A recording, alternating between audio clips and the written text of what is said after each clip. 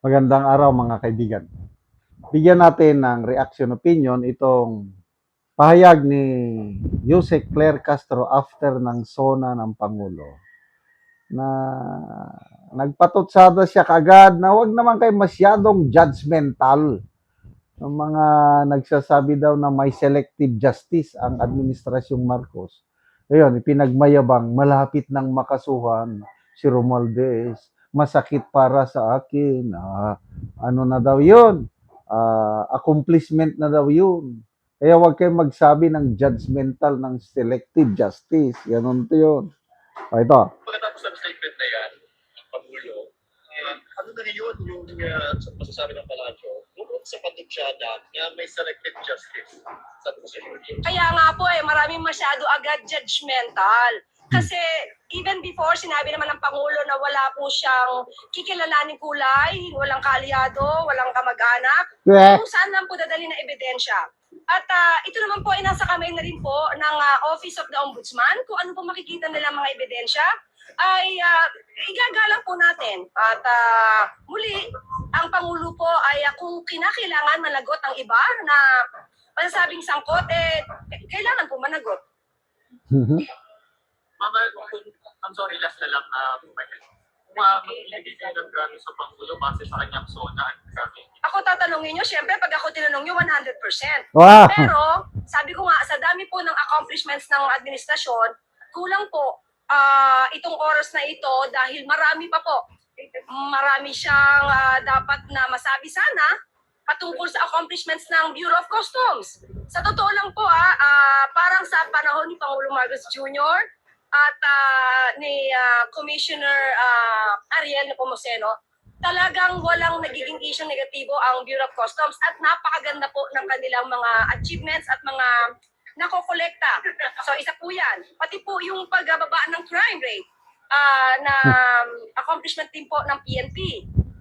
Marami po talaga mga dapat na nabanggit. Pero syempre tututukan po talaga ng Pangulo yung dapat na madinig ng mga kababayan natin, lalo-lalo na patungkol dun sa mga maaari maging benepisyo na ng mga middle income.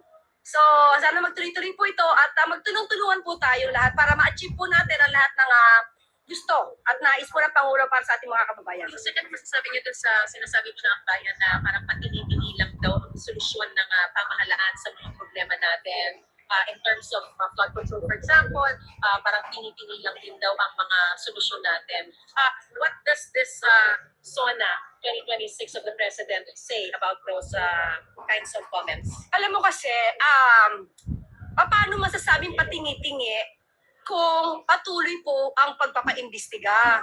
At sa ngayon, kung sinasabi nila na patingi-tingi yung resolution or solusyon, hindi po ba bago sila magbigay ng anumang negatibong impresyon or salita, siguro mas magandang tumulong sila, magbigay sila ng kanilang suggestion. Open ang Pangulo sa lahat ng suggestion. Kung mayroon silang iniisip na pinakamagandang suggestion, ibigay na nila, hindi yung puro pamumuna. Kasi ngayon, puro pamumuna, pero wala tayong nakikitang anumang aksyon. Mismo sila, wala tayong nakikitang aksyon na ginagawa para tulungan ng Pangulo. Ang pamumuna ay hindi ito makakatulong sa bansa natin. How clear and decisive is the pronouncement of the President when it comes to dealing with his cousin, Romualdez, pagdating sa flood control issue? Nabanggit naman po niya. Naging special mention pa nga po ang sitwasyon na ito. Ibig sabihin po nito ay kung talaga na may mga matitibay na ebidensya, sino man, hindi man pinsan, kahit sino po, na masasabing maaaring sangkot at doon tumutungo ang ebidensya, lahat pong ito ay nirerespeto ng Pangulo. But sabi nga natin, may due process pa rin. So sino man po ang natuturo ngayon at dumating po yung pagkakataon na kayo naman na-depensa yung mga sarili nila, then so be it. Pero sa ngayon po, ang nais po ng Pangulo ay talagang tutukan ang mga ganitong klaseng anomalya dahil sabi nga po niya, ang perang to ay dapat na ginagamit sa taong bayan. Kanino pa rin ba ito kahit na hindi niya binanggit personally or directly yung kanyang pinsan? Kahit na siya naman ang sinasabing central. Sinabi naman po niya speaker Yun na po yun. Okay. Kung dati speaker si Senator Cayetano. Kasi pinag-usapan natin is flood control. Baby! Pwede. Pero depende po yan sa investigasyon. Kasi po ang binanggit niya kanina, kaya masasabi natin na maybe patungkol po ito sa kanyang pinsan. Dahil sinabi niya na hindi siya Pangulo inuman. Hindi siya Pangulo ng kamag-anak, kaibigan, kundi Pangulo siya ng Pilipinas. So, To be clear, ma'am, he was referring to former Speaker Romualdez. sa aking pagkakaalam, so ayoko naman na pangunahan, pero sa description niya is, it seems na yung speaker na pinsan. Speaker, Speaker na naging pinsan, na pinsan po niya. Okay. Sa description po, sa description. So, kailangan patunayan ng president matapos ang statement na yan. Ano ba yan? Pati speaker, pinagtatalunan pa ba? Si Martin Romualdez ang sasabihan niya na masakit. Malapit ng sambahan ng ombudsman. Sino ba ang yung announcement ng ombudsman nung Friday na ang special panel o prosecutors panel ng ombudsman nag-file ng supplemental affidavit para sa pre-trial investigation. Mahabang proseso pa ito. Kaya, Auntie Claire, huwag niyong ipagmayabang. Sabi niyo na selective justice, huwag kayong judgmental.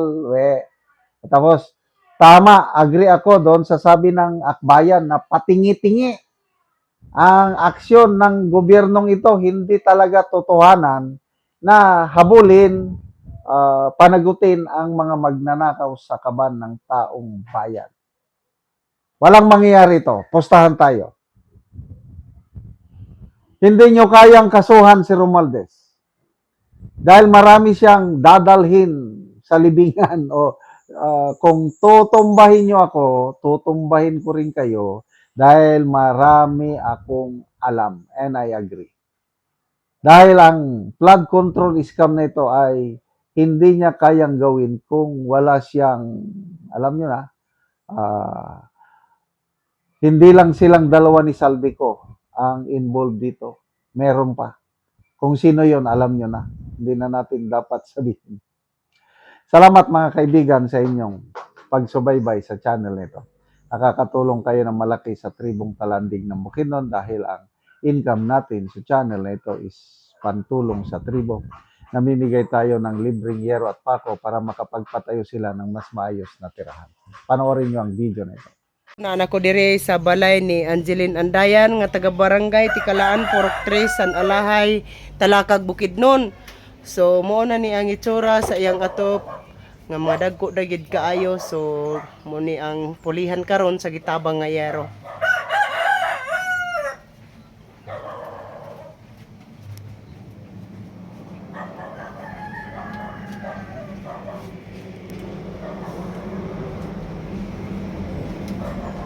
Og mao na ni ang gihatag nga yero nga 7 ka buok nga di 8 kataas.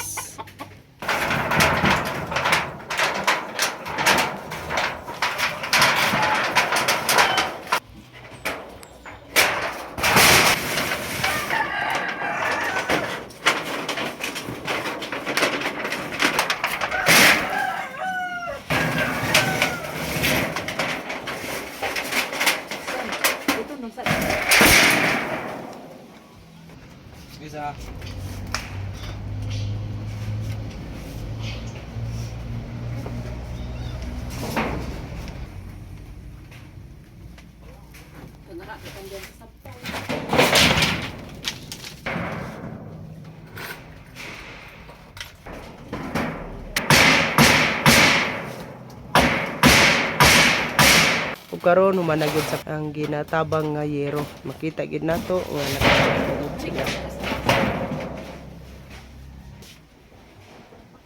Salamat sa nagtabang sa amo, niiling sila, ihatag kay napulihan ra gid ang among atop sulod sa 19 ka tuig nabaguhan na gid ang among atop ug daghang kayo salamat sa grasya nga ug blessings nga nakahatag kanamo karong adlaw.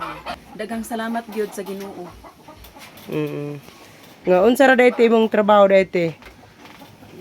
Gaumara gid mi. Gaumara mo, gapugas ra mo og mais-mais. O gapugas ra gid mi mais. Sumura gyud. Napaka estudyante karon te. Naa elementary. Ay. So pila ka buok imong estudyante? Isa ra noon na karon ang